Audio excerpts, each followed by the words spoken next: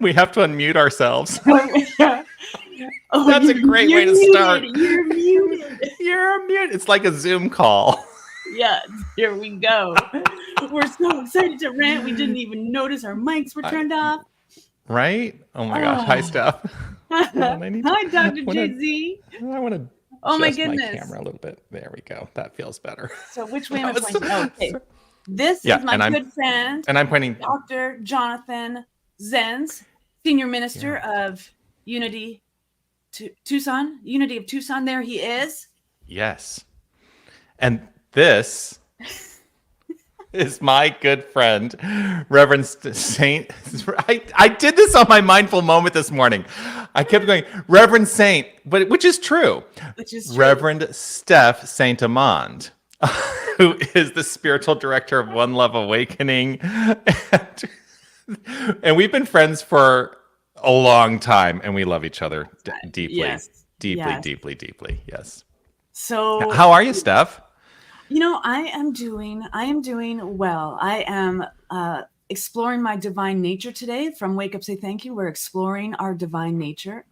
And Nice. And that's what I love about the rant, is the opportunity to explore, have conversation, answer questions, and to have a radical new thought placed in our minds. How are you doing today?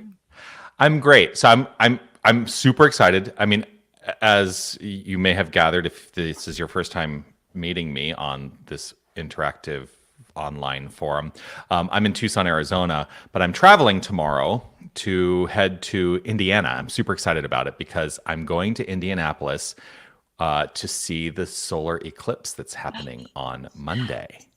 So I'm super excited about that. Nice. And what does that have to do with Radically Affirmative New Thought? Hey, what doesn't it have to do with Radically Affirmative New Thought? Yes. It's living life to the fullest. And that's one of the things that I really would love to, that's one of the things I encourage, is living our life out loud to the fullest. And that's what I think is a great approach to New Thought living. Yes. So I use the word, I love that word, right? Like Tammy and I, my beautiful spouse, Reverend Tammy, like we started a business before we were even ministers. As practitioners, we wanted a professional practice, and we started with life coaching, and we did spiritual coaching, and it's called the Rev approach.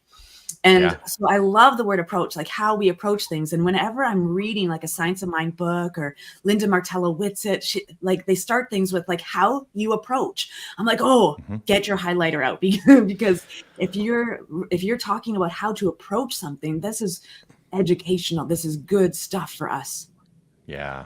I started teaching a class based on the creative process in the individual by Thomas Troward. Started that class a week ago last night.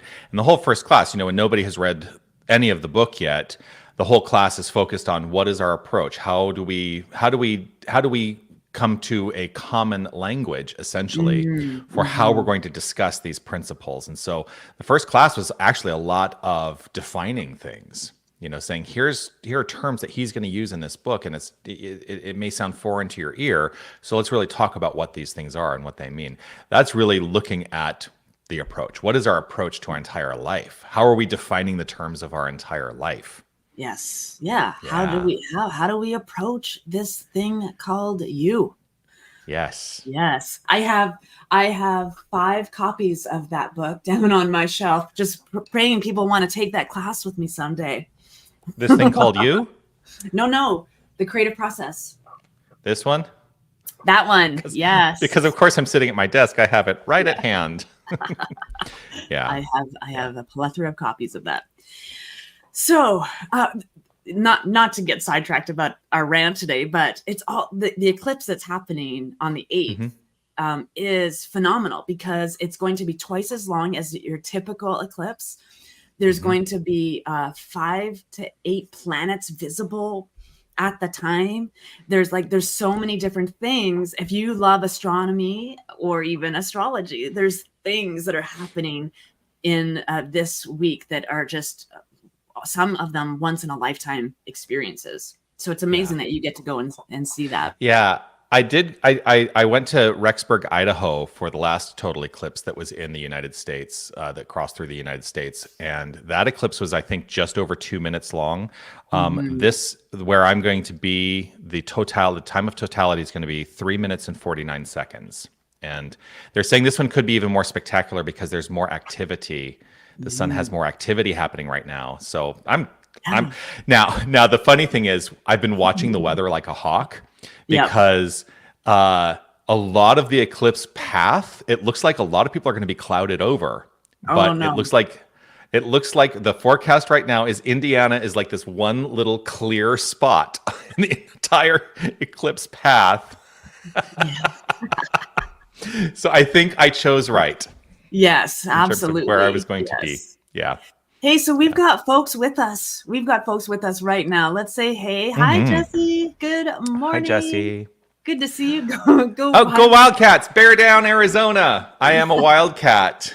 I am a graduate of the University of Arizona, so I am a legit Wildcat. Yay! Yes. Goes Jesse. Yes. Yeah. Anita. Anita. Great to see you, Anita. Nice to see you. Always, always. Susan says, I'm here. Miracles happen. Yes. Miracles happen every day. And you are a miracle. That's right. Look what happened. Right. Yeah. And there's my mom. Hi, Mom. Hi, Mom. And Wayne's here. Good morning. Hello. Hi, Wayne. Yes. Yeah. Jesse loves astronomy and astrology. Absolutely. I mean, love it. What's not to love? I need to get out of town, out of the city for some starry nights because, oh my goodness, I used to be able to look up, like we're more in the city now that in our new house. And so I look up, I can find Orion in the sky wherever I am, right? Orion is my thing, but he's very faint inside the city. And so I got to go check out the stars elsewhere. Come Did I visit say this me in Tucson. Yes. Hey, y'all. Hi, back. Yes. Hi. Yeah, the sky in Arizona is amazing. Oh, I bet. Yeah, I've got my flight tracker on. Okay, so I'm glad that Becky is here because I asked at the community connection call at One Love, what do you guys want to hear about? Like Johnathan and I are going to do a rant. So what do you want to hear about? And Beck said she'd like to hear us talk about the difference, if any, or the concept of being thankful, being like saying thank you and gratitude. So being like saying thank you and gratitude or being grateful. And I know that you and I live very grateful lives, and we both have this conscious awareness of the energy that words have and the energy of the feeling that is that comes through us. So, so what are your thoughts on the difference between saying thank you and being grateful? Well, I have so many thoughts, actually. So I want to preface this first thought by offering this. There are fundamental principles we teach in New Thought, and they are guides to how we construct our entire approach to living this philosophy. And I come from different backgrounds in a way. So here's the thing that I want to preface by saying there are fundamental principles, the 5 principles that are taught in Unity. And I come from a religious science, and I subsequently became a Unity minister. But we actually have narrowed down 5 principles in Unity, and there's a reason I'm going through these. The first principle in Unity is God is all there is. God is. That's it. There's nothing else that exists. Now, whether you call God universal spirit, if you call it love, it doesn't matter what you call it. It is the infinite creative energy of the universe. Everything that exists is the construct of that infinite creative energy. And so that leads us into the second principle. We are that energy. We are the infinite presence of divinity expressing our lives. We are facets of divinity. So in those 2 principles, there's an answer to whether we say thank you or feel gratitude. The other principles, the way we teach them in Unity, just very quickly, are thoughts and beliefs and feelings are creative. That's, they are the creative constructs. Everything begins in thought and flows forth into experience. The fourth principle is prayer and meditation are the tools we teach to direct our thoughts and beliefs and feelings. And one of my favorite principles, number 5, is it is a choice to live from this point of view and perspective. And I think it's important to understand that everything we engage in, it's all our choice. And I am not here to force anybody into a philosophy. If it doesn't work for you, it doesn't work for you. I'm not here to make it work. I make it work for myself. If it doesn't work for you, set it down. Set it down. Absolutely. I always say technique is anything that works. And so if I'm choosing to work this in my life and it works, awesome. And I've always said, if this stops working for me at some point, although I don't really ever see that happening, but if it were to stop working for me, I would absolutely set it down and walk away from it. Okay, so that is all a lead up to this. The practice of prayer. I think that it is important that when we get to that step of gratitude, which I always say gratitude is the fuel of the creative engine.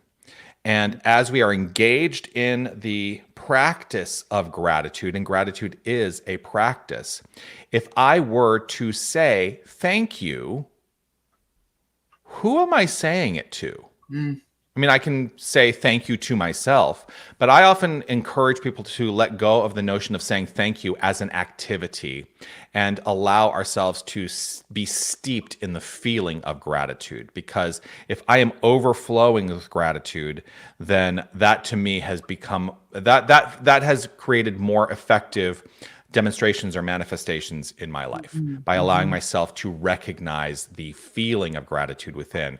I don't have to necessarily say thank you, although if that's a feeling space for me, then that works too. But it's all about the feeling. And I will always ask the question, if I say thank you, who am I thanking if I am God? If I am that power and presence. So there's part of my rant. What comes up for you? There's dropping a rant. Yes. Yeah. Like for me, it's like saying thank you. It's indoctrination and domestication in a lot of ways, because as a child, like, say thank you, right? We're told to be thankful. We're told to express it, say thank you, and like, you didn't ask for what it is they're giving you, but you have to say thank you. There's also that part of us that when I was younger, I couldn't take a compliment. Compliments I would reflect back. And someone just said, instead of reflecting back and dishonoring the compliment, the person who's giving you the compliment, who saw something in you, say thank you. Like, don't do anything else. Just say thank you. And it did lead me to a place where I could receive a compliment for sure. But, Dr. Ken Gordon, he talked about once that don't do anything because you have to. Don't do anything, like bitter. If it's going to make you bitter, if it's going to, take you out of integrity, don't do it. And so saying thank you, it might just be lip service. Oh, like, thanks for that. Or, thanks. There's also being grateful for the activity or action of other people. But that's saying thank you is from an expression of that energy, being appreciative, like someone holding thank you. Thank you for holding that door open for me. Thank you for seeing something precious in me enough to hold the door open, see that activity. But I will always dive in deeper to the feeling I have. I'll get to prayer in that too. The feeling that I have is everything. It's the energy. So if I am appreciative, if that sense of the feeling of gratitude is within me, that's the same rippling effect out into the world as being loving presence.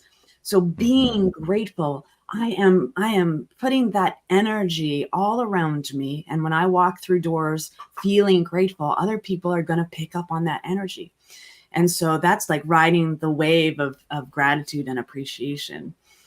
And when it comes to prayer, I would say exactly that, if we're starting the prayer with, there's God and absolutely nothing else, who are you thanking? So that gratitude step, it's in the unity prayer, it's in spiritual mind treatment. There's that gratitude step that, because we've learned how to do this scientific prayer, that I've taken it out, because I get to that place of feeling, and God knows I'm grateful, because God is me, and God is the energy of everything. So getting to that feeling place is way more important than just side coughing. Thank you. Thank you. Right. It's Yeah.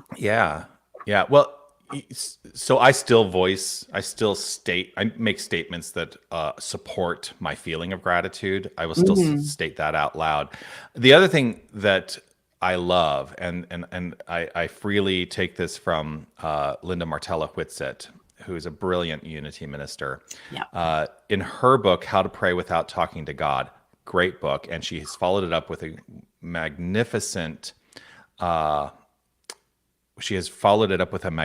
book called Discover Your Divinity. I think that's what it's called. Is it? You have it, right? I think so. Yeah.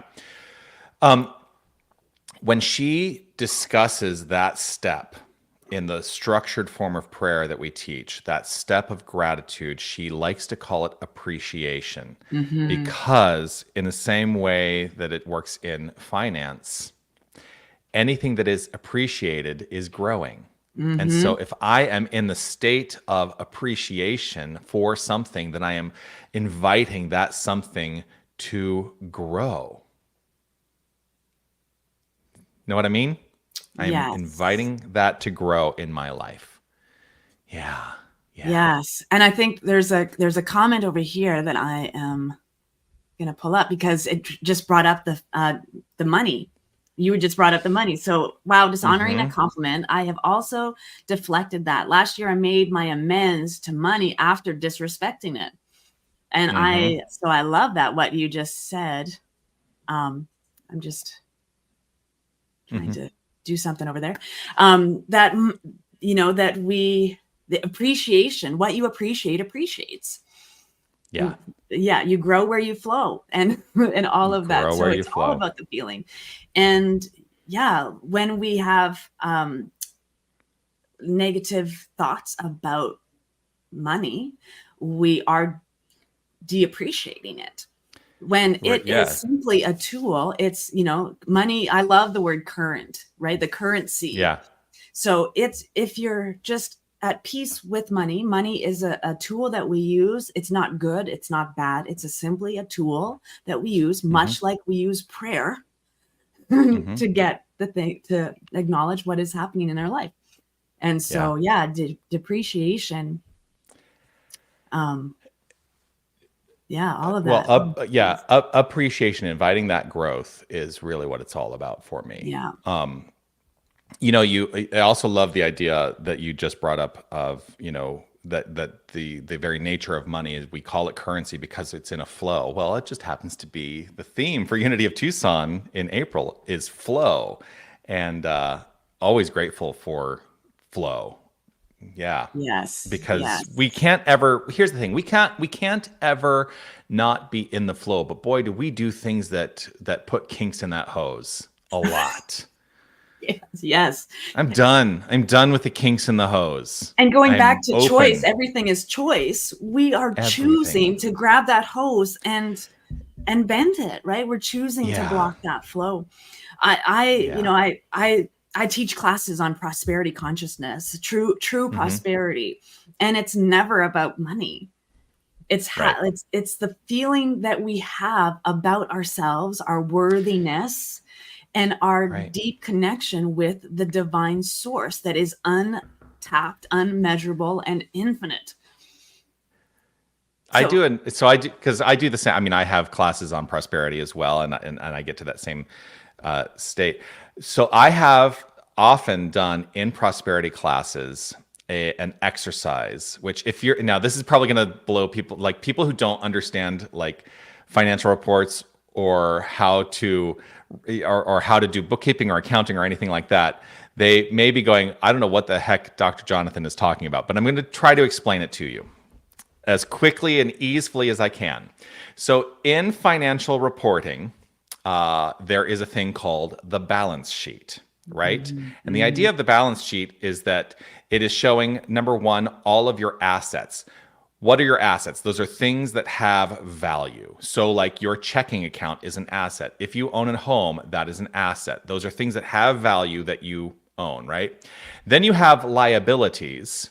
Below that, what are your liabilities? Anything that you owe. So if you have a credit card and you have a balance on your credit card, you owe that. It's a debt, right? So you have assets and you have liabilities. And then the difference between your assets and your liabilities is what is often referred to as your equity or your net assets. So I do this exercise where I invite people to list their spiritual assets and create a spiritual balance sheet. So you list your spiritual assets. What do you have that has value? I am a loving presence in the world. I express that loving presence in the world. And I say, I want you to list out your assets. And then I want you to take a good hard look and list out your liabilities. Where are you feeling less than? How are you in debt in your life? How are you in spiritual debt in your life? And then whatever the difference is what balances it out. And so what we are looking to do is to increase the spiritual equity by reducing the spiritual liabilities and welcoming in greater spiritual assets. And so sometimes putting it down on paper in that fashion has opened people's eyes to go, oh my gosh, my life is out of balance because I have a lot of spiritual liabilities. And what am I willing to do about that?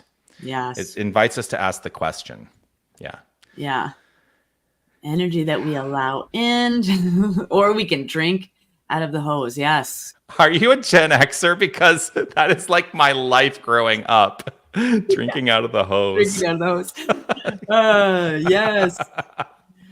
Yeah. It's funny. I've been looking at pictures all week about drinking out of hoses and being squirted and stuff because someone and I had made the same error, and we were like, she said, oh, we're drinking out of the same fountain. So I started sending her memes of drinking out of the hose, like just being bombarded, right?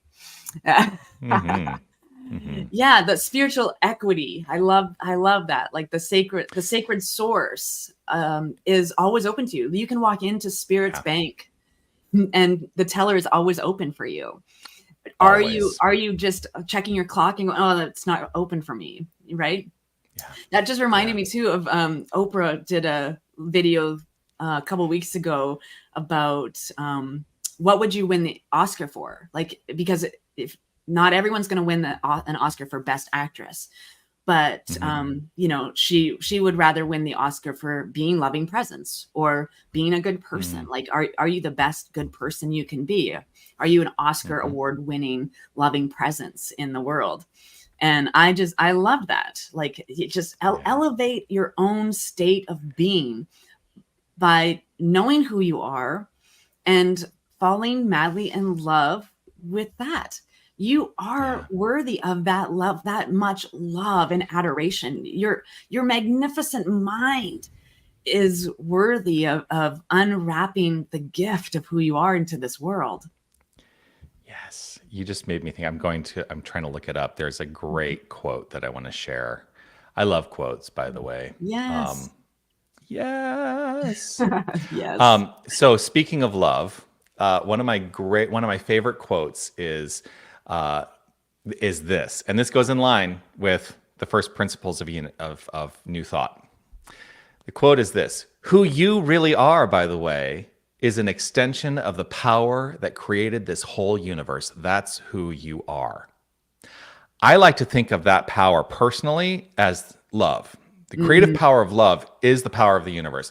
And who you really are, by the way, is an extension of that power that created this whole universe. That's who you are. Can you guess who that is, who I'm quoting there by any chance? Linda Martella, what's it? Nope. I don't know. No, I'm quoting RuPaul. RuPaul, of course. Of course. Yes. And RuPaul, who very famously said, I'm not a drag queen, I am the queen of drag. But RuPaul said that at Toronto Pride in 2016. I was still living in Toronto, and I was there like in Nathan Phillips Square, and there's RuPaul saying this, and I literally grabbed my phone out and I wrote that quote down real as quickly as I could, because I thought there it is. Yeah. There it is. It's not just a new thought. It's actually all over. It's all over the place. It's all over the place. And I think we should spread that love all over the place to the best of our ability. Yes. Yeah. Well, and that's what our ministries are about, right? I mean, I talk about Unity of Tucson's statements all the time. Love only, our forgive everything, remember who you are. I mean, how simple is that? One love. We're here to bridge hearts, awaken minds, and transform lives. That's it. That's it. Yeah. If you want your life transformed and you feel you need a transformation in your life or a shift of consciousness in your life, you've got places to go. You've got people to converse with and dive in deep to these beautiful things, because we are not here alone. We are all each a fragment of light expressing as wholeness.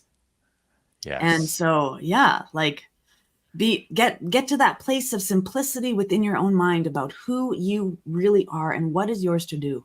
Everywhere I go, I tried to change my statements all the time. And I always come back to, there's me just bridging hearts again.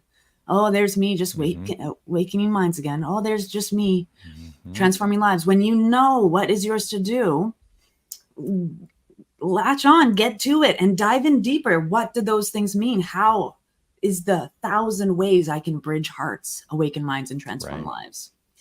Right? Yeah. There's so many different ways, and each and every one of us, we got to get, again, I'm going to circle back to that place of energy, the feeling you have about yourself. You're freaking magnificent. Act like it. Yeah. Yeah. And so it is. Yeah. There's my rant for the there's my rant. Yes.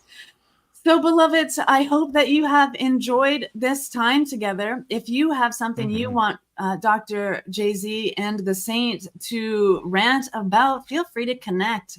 We've got Facebook, we've got websites, all of that stuff. You can find us everywhere.